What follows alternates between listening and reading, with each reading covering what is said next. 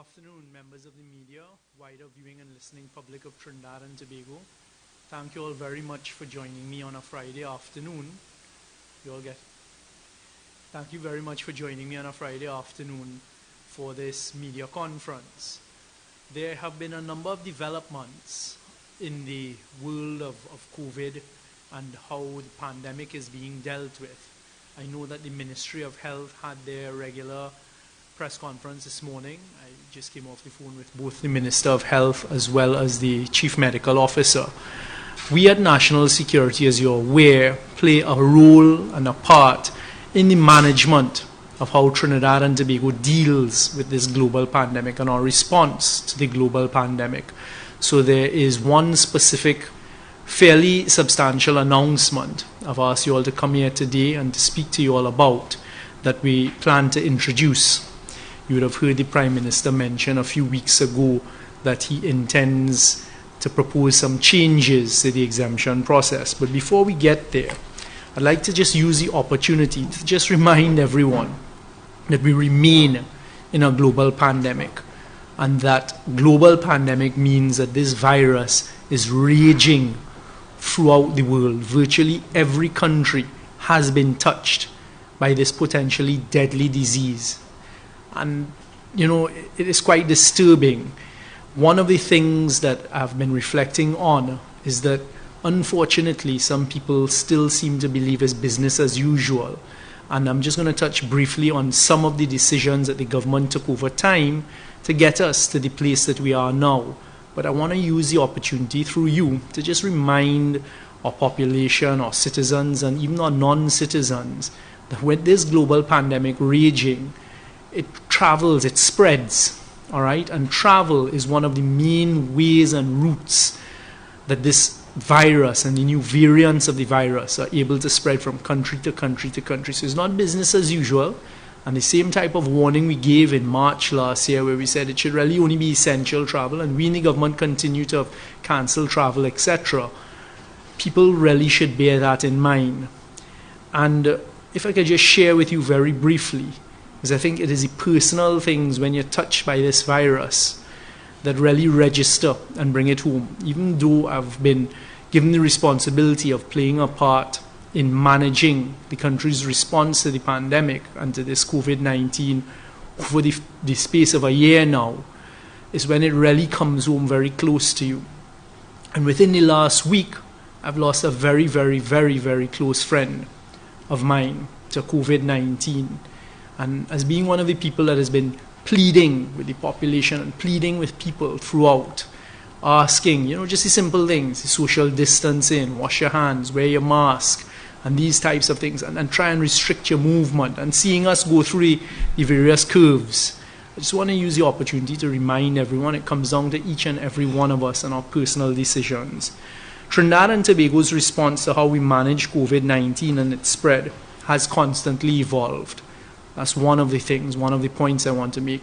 There's no consistent policy that stays in place and doesn't evolve. If you don't evolve as more science, more data comes, you're going to be stuck and you may find yourself behind the ball, so to speak. And we have consistently, as a government, utilized science and the advice of our medical healthcare professionals who have done human service in making the decisions. Very early o'clock in March of last year, the Cabinet of Trinidad and Tobago took a decision to appoint a 3-man sub-cabinet team headed and chaired by the Honourable Prime Minister.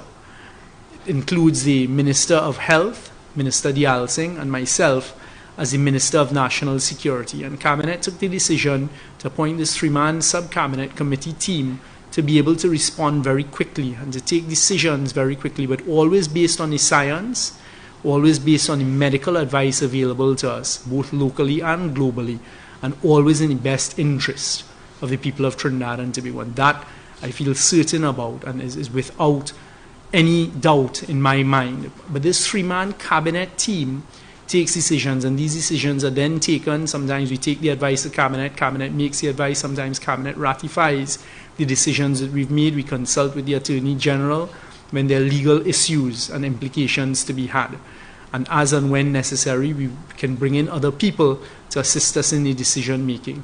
But all of the decisions with respect to how we've managed COVID over the period of now 1 year, because it started in January of 2020, when we were one of the first countries in the world to start to take the decisions, in particular with respect to our borders. We were the first country in the Western Hemisphere to take a decision to close our borders to China. And that is a fact. That decision was taken last year. And then it was on the 22nd of March, the night of the 22nd of March into the 23rd of March, Trinidad and Tobago closed its borders to both nationals and non-nationals.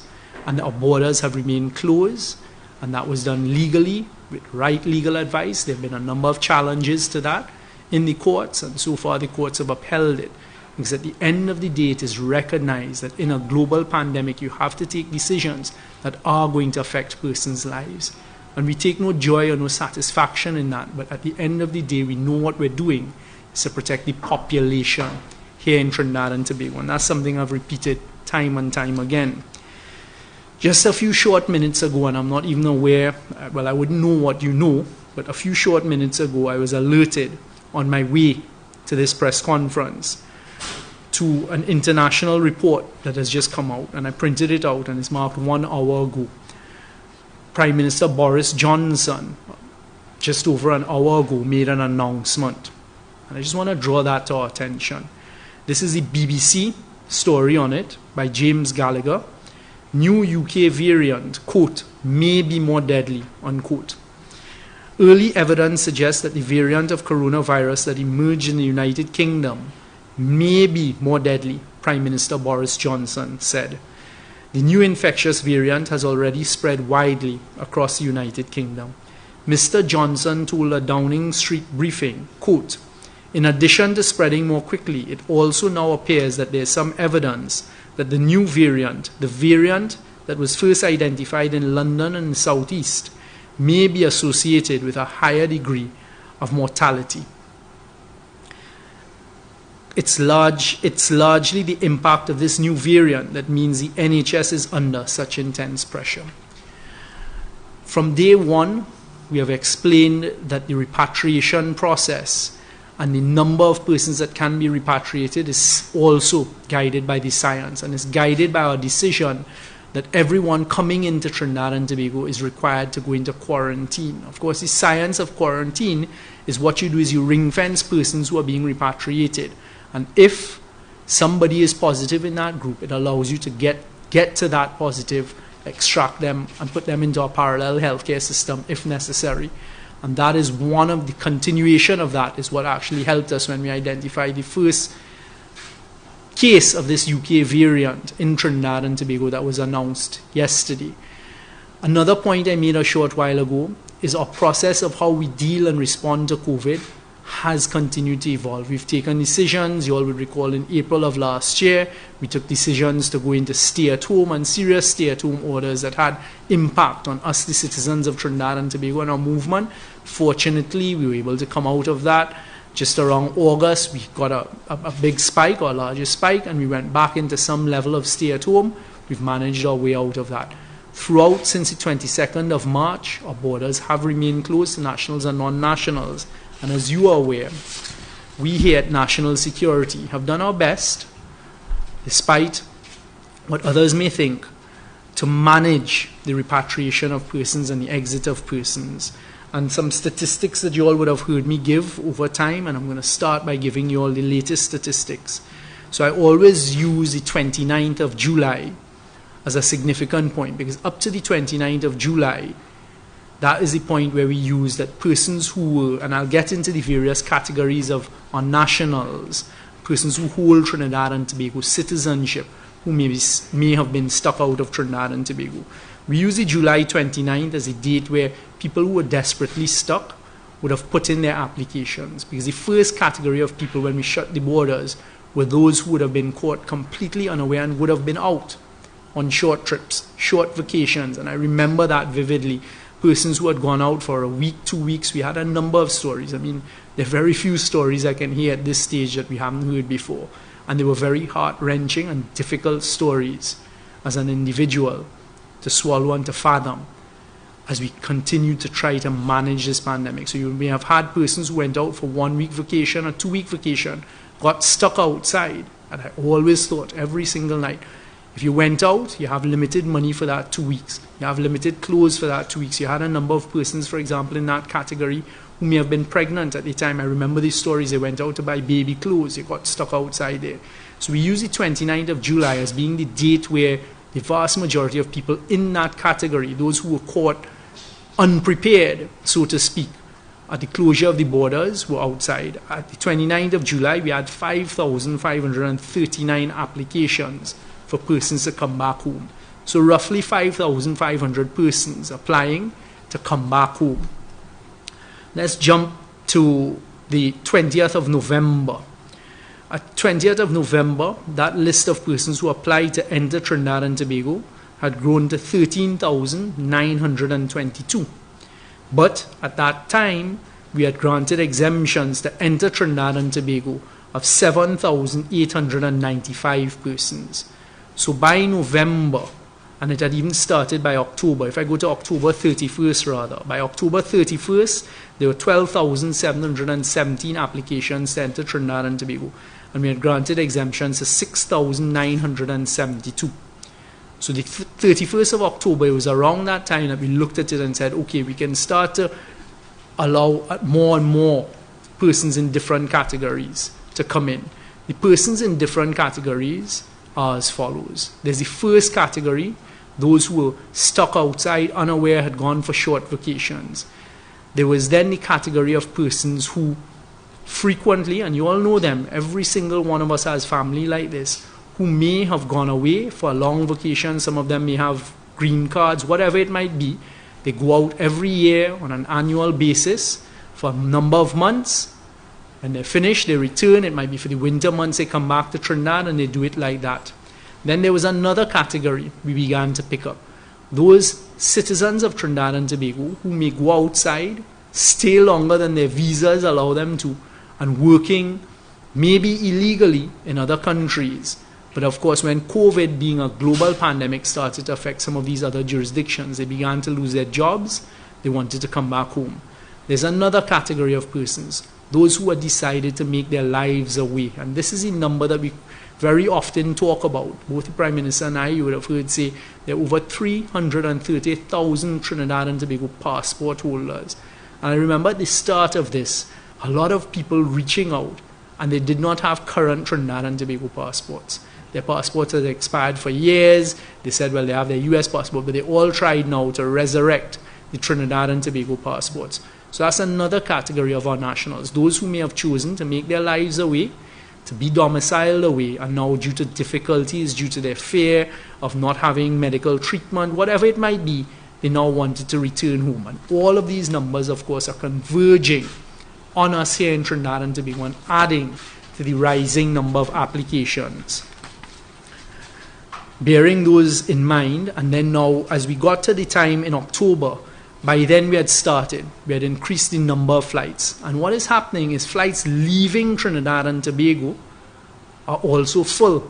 So you had people leaving. You would remember in September, in August, a lot of students saying they wanted to go back to school, they needed to get back to school, etc. Some of those students, when they got there and the pandemic started to rage, the virus started to rage in the various jurisdictions, they then wanted to come home to do classes online, etc. All of these things continue to add to the numbers. But then the category of persons who choose to leave Trinidad and Tobago, go up to, for whatever reason it might be, there's some who are for medical reasons, which is understandable. There may be some others who say, look, I just need to get out of here, go and take some time, and now they're knocking on the doors to come back. All of these continue to add to the numbers. So at the 20th of November, as I said, there were 13,922 applications. As at that date, 7,895 were granted to come back. The last time I think we met was on the 23rd of December or thereabouts, and I gave the following number, 17,211 applications. What that showed is a spike and an increase in numbers, because by November, early November, we had decided, and the Prime Minister had announced, we had announced at one of his conferences, that we may be able to take some people, not everyone, we made that very clear, who wanted to come home for Christmas, because we believed we had cleared the vast majority of the 5,539. When you look at the number by the 31st of October, we had exceeded it by 1,400. By 20th of November, we were now 7,800 exemptions granted. So we felt, okay, we could start letting others come back for Christmas, etc. So by the 23rd of December, you had 17,211 applications and 9,557 exemptions granted. As at yesterday, the 21st of January, the number of applications has risen to 19,941 applications. So you would see from the 29th of July to yesterday, there is now over 14,000 applications being made. So as yesterday, 19,941 applications were made, 11,682 exemptions granted. So we've doubled the number of exemptions as at that 29th of July applications being made. So in July 29th, 5,500. As at yesterday, 11,600 exemptions granted to enter Trinidad and Tobago. As I say, there are these varying categories of persons. We have always had policies and principal policies in place as to how it is determined exemptions are granted.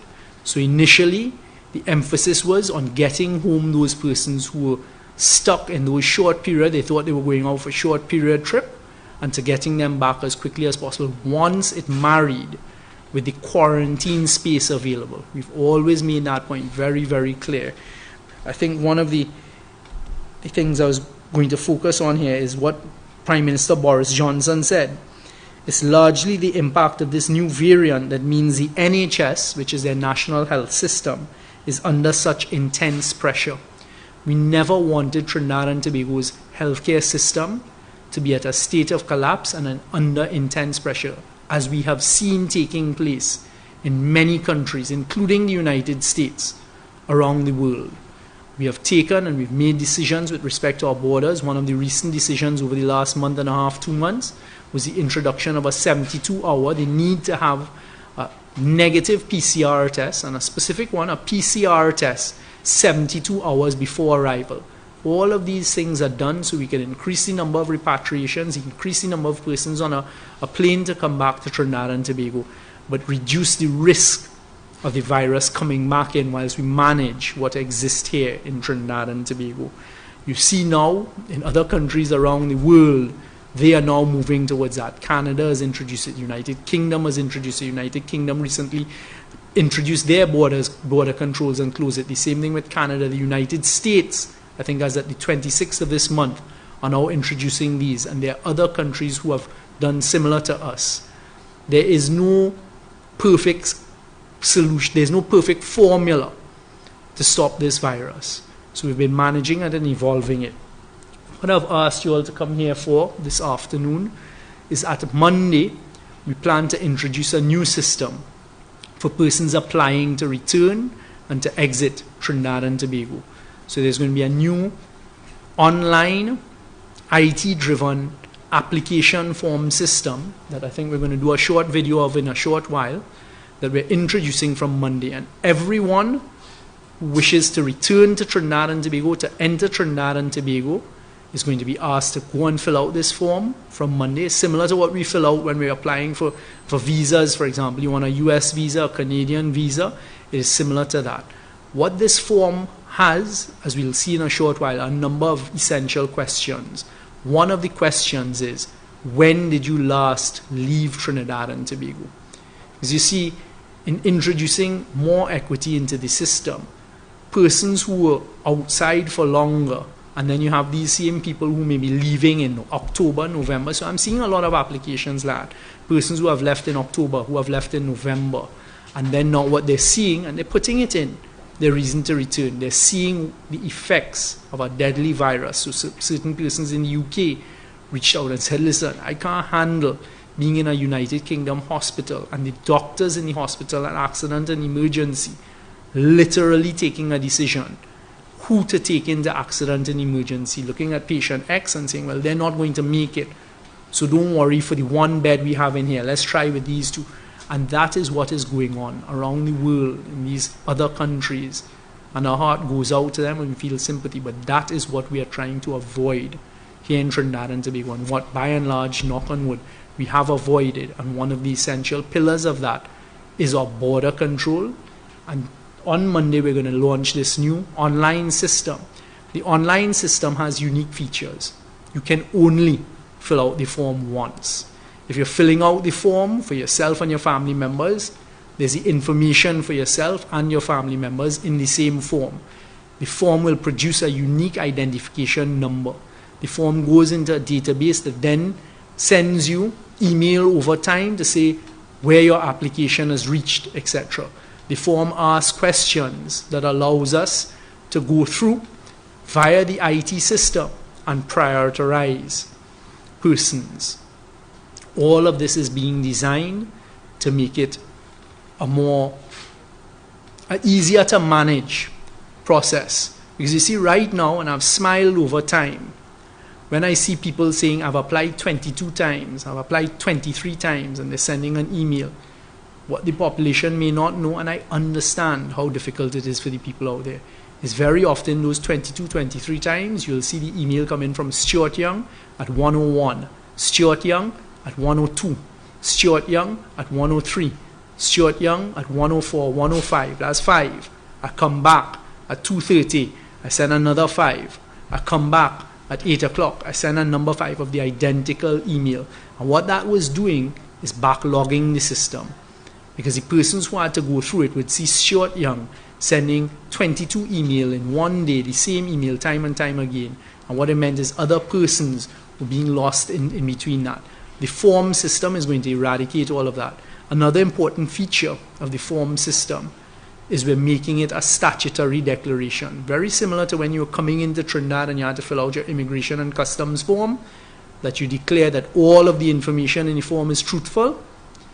Otherwise, it could be a potential criminal offense. That is how another feature of these forms. Another feature of these forms is we're working with immigration to verify the information that is being put in. So if you say you left on X date, we're going to verify that with immigration. All of these features immediately should show to you. What it does is it filters as we continue with our border management and our border control. So maybe now is an appropriate time. I can ask that you all show the video. I've asked them to keep it to less than 5 minutes. Welcome to the Ministry of National Security's Travel Exemption online application. Click on Exemption application to get started. All right. Okay, you all ready? Okay, let's start it over, please. Thank you. Welcome to the Ministry of National Security's Travel Exemption online application. Click on Exemption application to get started.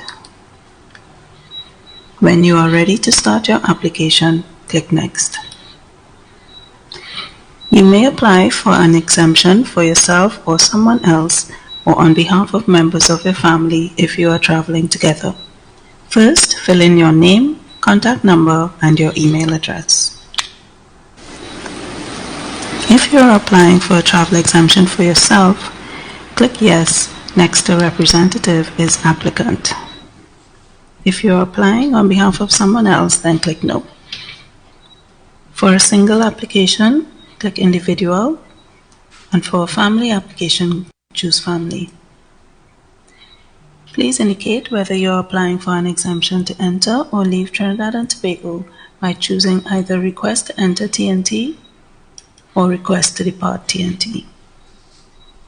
If you are applying for an exemption to enter TNT, select your required method of entry into Trinidad and Tobago by choosing one of the available options. Please indicate the country where you are currently located and then enter the location within that country. Your intended final port of entry before entering Trinidad and Tobago is also required. If you are willing to pay for state supervised quarantine, select Yes next to Willing to pay for quarantine. If you require state quarantine, then click No. Review your information to ensure that all required fields are filled in. Required fields are marked with a red asterisk. When you are ready, click Next. The next page, you will need to provide additional information for each person who will be traveling to or from Trinidad and Tobago. If applicable, click on the Add Family Member button to provide information for other members of the family. Review your information and click Next when you are ready. On this page, you can upload copies of any required or supporting documents. Multiple files can be selected for some of the fields.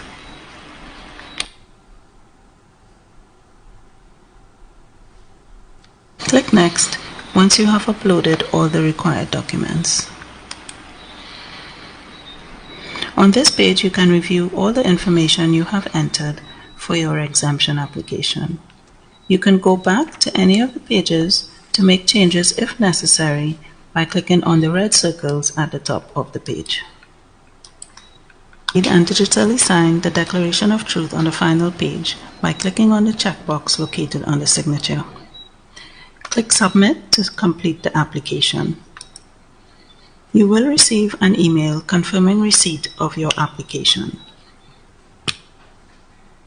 To check on the status of your application, return to the Travel Exemptions application page and click on Query Application. Enter your email address and your reference number and click Submit.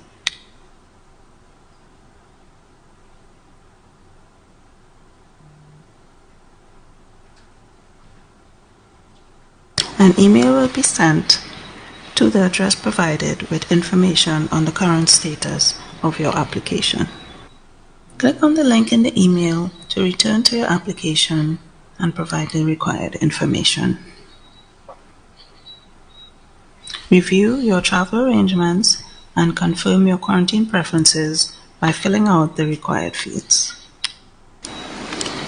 If you choose to utilize paid state-supervised quarantine facilities, then a copy of the booking for your selected hotel must be provided.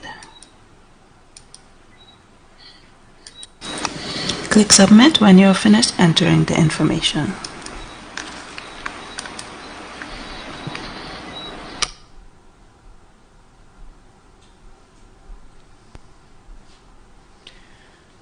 So thank you all very much. That's just a short intro into the system that is going to be launched from Monday.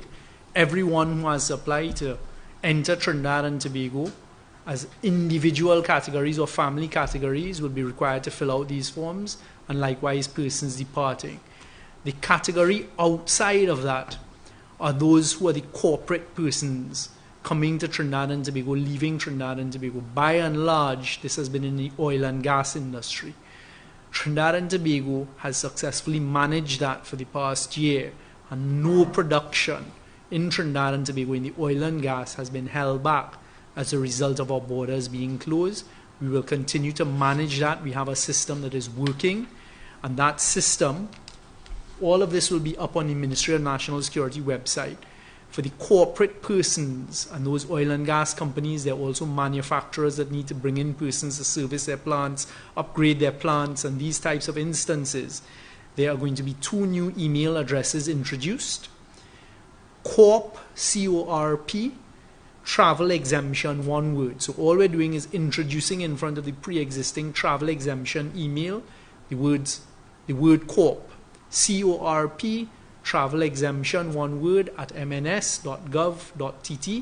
and to leave corp depart exemption at mns.gov.tt. All of this will be made available via a press release informing persons. Individuals will have to fill out these forms, and immediately it will make the system a lot more accountable, because you'd be able to see some of the persons who have been mischief makers in our system with email, etc., and this type of thing. And as I said, is going to be verified by immigration. There are a few points I'd like to make before accepting questions.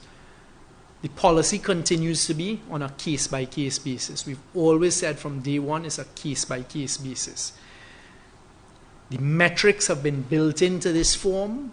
There are certain questions in that form that will immediately filter through AI, artificial intelligence, into the various boxes to make the decision making as to exemption granting an easier system. As it currently stands, we've had a number of instances, and I've never spoken so openly about it before because I didn't think there was a need to. I have had many instances where we've granted persons who have been emailing, persons who've been in the media, persons who've been making live videos all over the place, that they're ready to come home, they want to come, and when they were granted the approval to come home, when they were put on the list for the CAL flights to come home, there have been quite a few people who then turn around and say, well, I'm not ready right now, you know. I had an instance, and this person is constantly making videos. My sister actually coming up to Miami tomorrow, so I'm going to stay up here and spend some time with her, and then you all will put me on another flight down the road. Of course, when you're dealing with other people, because there is a line, the queue is moving. You've heard how the queue has moved from 5,500 people to 19,000 people, and 11,600 people have been granted exemptions to come home. Those things potentially jeopardize the equity of the system. We will obviously continue to retain some discretion in the system because there are instances that will come up over time. Every single system always has a discretion and an exemption system where you may take other decisions. For example, very often we've had persons with emergency medical situations who may we deal with before those who had applied before. The way the system operates is exactly as we've said before, but now we're filtering it in through this automatic or this IT-driven form-based system. So this is going to be introduced from Monday. I just, in closing, would like to again plead with people, just think very carefully about whether it is necessary for you to be traveling at this time. Because you still have a lot of people, and I often wonder why, saying, look, I want to go out this week, but I want to come back home in 2 weeks. That's not going to work. All right? If it's for medical reasons and other justifiable reasons, yes, fine. But persons have to understand when a global pandemic, our borders are closed, and the way we all used to be able to come and go as before, it simply doesn't exist whilst our borders remain in this position. I'd also like to take this opportunity to thank all of those who have worked so hard in making not only this system a reality, but in managing the exemption system. Because what persons don't understand, at the end of the day, they're humans on the other side. And you always hear the complaints about, oh, they didn't answer the phone the way I like, and they were this, etc. But understand how difficult it is, and that system which was run by our permanent secretaries, I thank them, a deputy permanent secretary, and some very young, talented people who stood and took the pressure for months along with me as they managed the system every single day and every night. Because very often at 11 o'clock in the night, 2 o'clock in the morning, I am there asking them about certain things in the system and expecting a response. I thank them. I thank the immigration officers, the customs officers who have continued to hold their post, the Trinidad and Tobago defense officers, the police officers, our Ministry of Health personnel, all of these people who have made it a possibility in managing our border control, our exemption system, our repatriation system, and our quarantine system, which will remain in place. Another important element here that you see is the state quarantine versus the state supervised. State supervised being when you pay for quarantine. We've increased the number of facilities. Hopefully people will be able to go to state supervised quarantine facilities, and we can increase the numbers there as well. This is not abnormal. I was thinking in Australia, from day one, they have an exemption system. It's over 40,000 of their nationals around the world trying to get back to Australia. Every single person who's granted permission to return to Australia has to pay for quarantine at a hotel for 14 days. Trinidad from day one has had state supervised quarantine where the state has picked up the cost of the quarantining. as it stands right now, persons coming from the United Kingdom who have traveled from the United Kingdom within the last 14 days are required to quarantine for 14 days before they're released. And that system will continue. We will continue to review the system. This afternoon is about us saying to everyone from Monday, welcome to the new form and the online system. And we expect people to be responsible in how it is utilized and used. I'll take questions at this stage. You have the mic there to the back.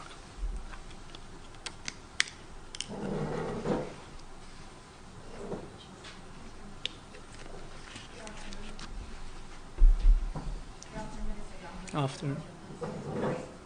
So there are persons who want to know if you have already applied for exemption months ago, right, and you did not get approval, is it that you would now need to reapply come Monday?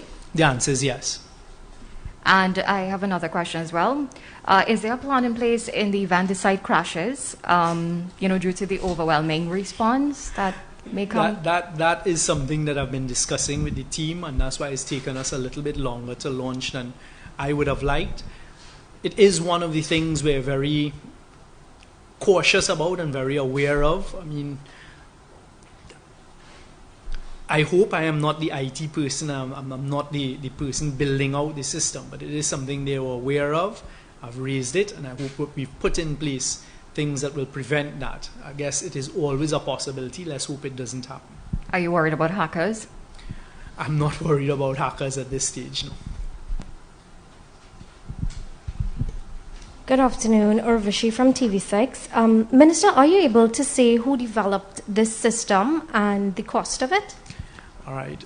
There is no cost of it. It was developed, I'm assuming there's no cost of it. It was developed by our IT people here, the Ministry of National Security, some very young, bright people, in collaboration with, and you would have seen it there, iGovTT. So it's all developed by the state. I suppose some may ask why this system wasn't developed before. We're almost a year, as you mentioned.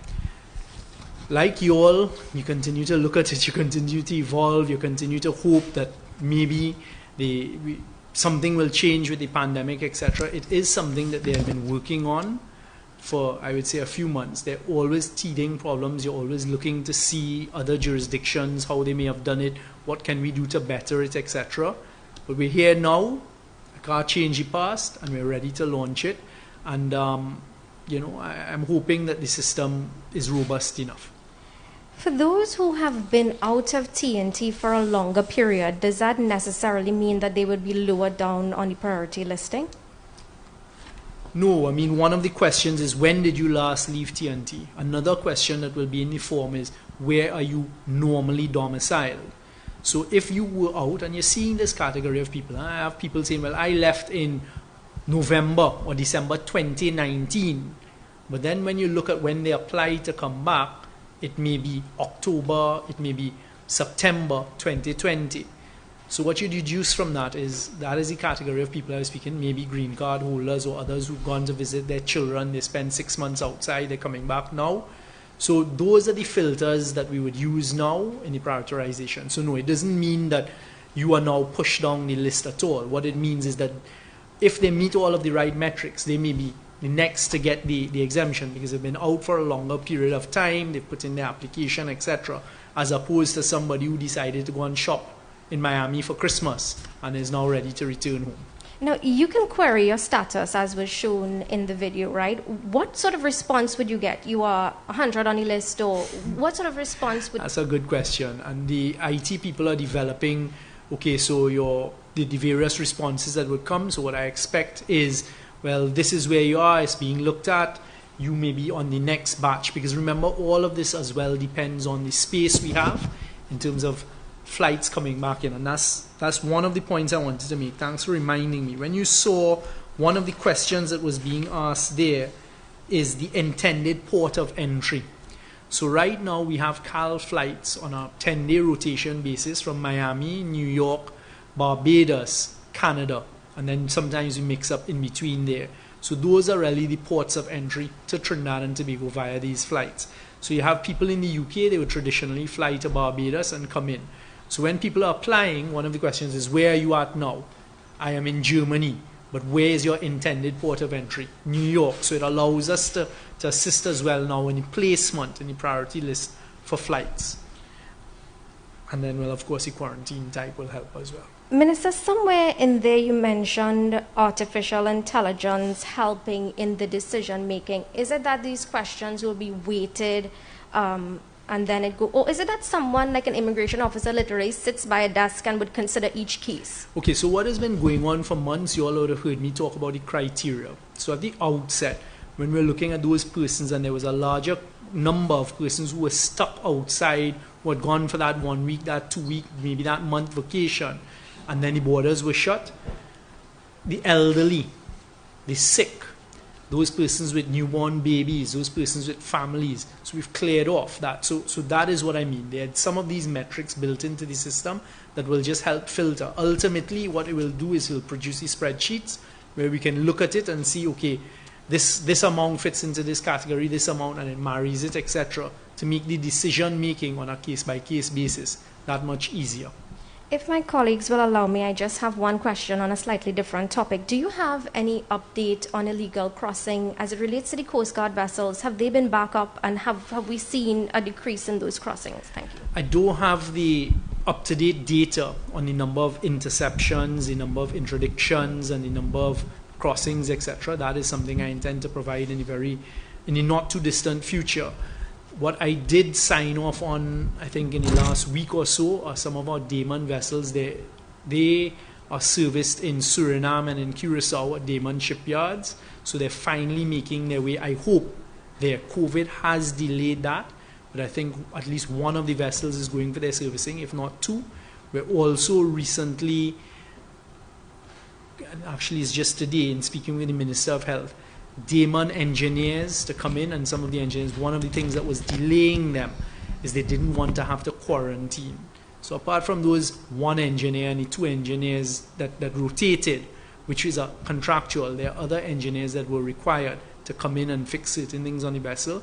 So they've been asking about quarantine. So the Ministry of Health is responding to my request for that, and hopefully we'll be able to get them here shortly.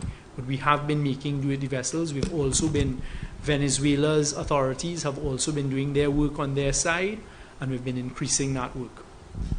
Yeah, hi Minister, Happy New Year. Happy Anna New Year. Ramdas from the Express. How big is the IT team that will be managing this process? How many persons would be sifting through these applications?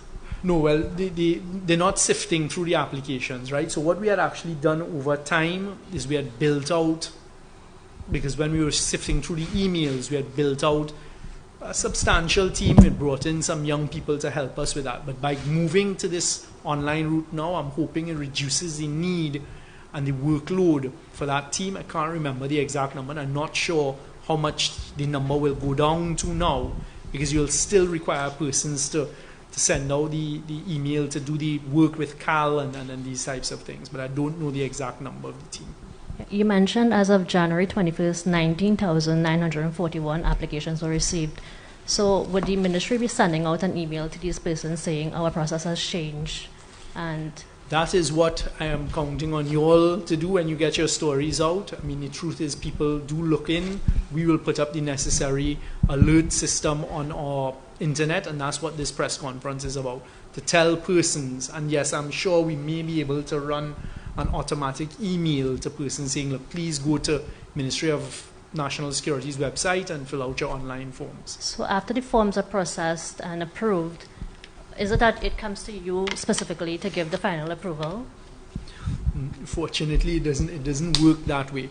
Over time, the permanent secretaries and the deputy permanent secretary have been assisting with this.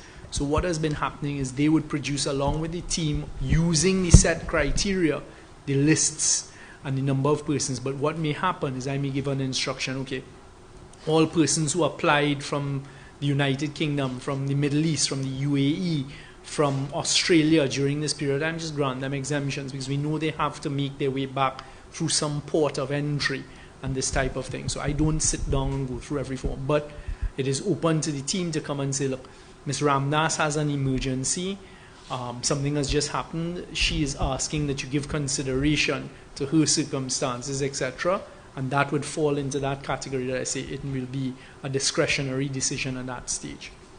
So given that we have this process in place, would there be more CAL flights to bring people back home?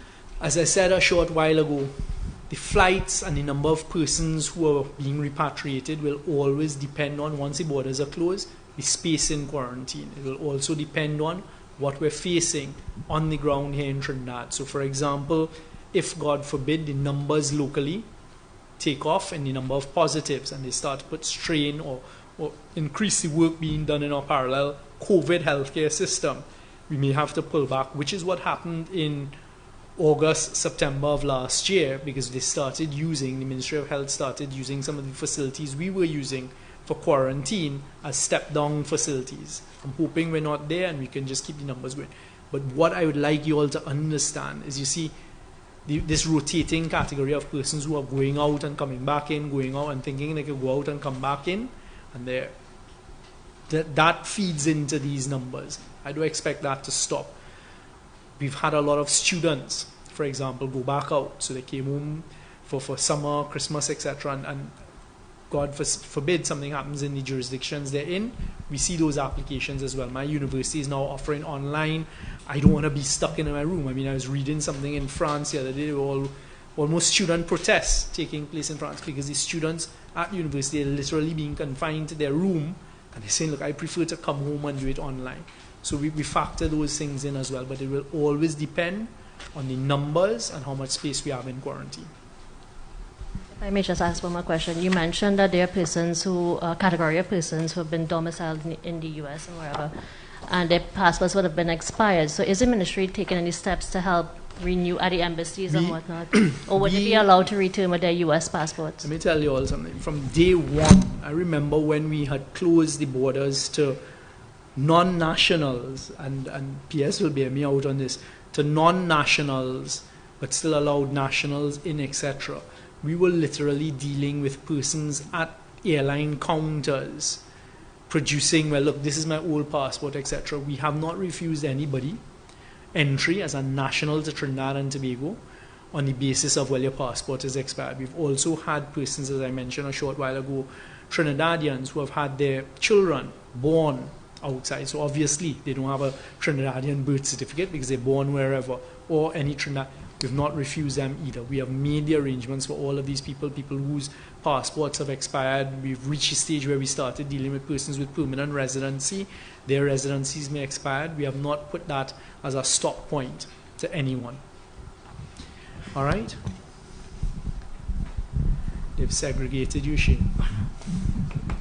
Afternoon, sir. Shane Supervill from the Newsday newspaper here. I also would like to ask a slightly unrelated question, and this has to do, just wanted to know, what's the government's status on the policy to extend the period for Venezuelan migrants in TNT? Just wanted to know if the policy has been formalized and published as yet. Okay, there are going to be two parts of that policy. One is a policy that is being designed as to how we deal with persons applying for refugee status and that area of migrancy, but with specific reference to the Venezuelan registration program that went on and the extension of it. The note is being prepared for Cabinet's consideration. The Prime Minister himself announced that we will be granting a 6-month period. What we're also putting in place is we would require persons who want to renew. Nobody new can come into the system. Those who want to renew their Venezuelan registration migrant cards will be required to fill out forms, provide immigration with new information, new data, up-to-date data, obviously to assist our system before the new cards are issued to them. So they're working out how to do that in the middle of a pandemic. It's not going to be like we had before with everybody congregating. I've told them I want a system that is safe for people who are coming in to do it, as well as for immigration officers. And that is going to go to Cabinet shortly. Okay, thank you all very much. I appreciate your time, as usual, and please stay safe out there.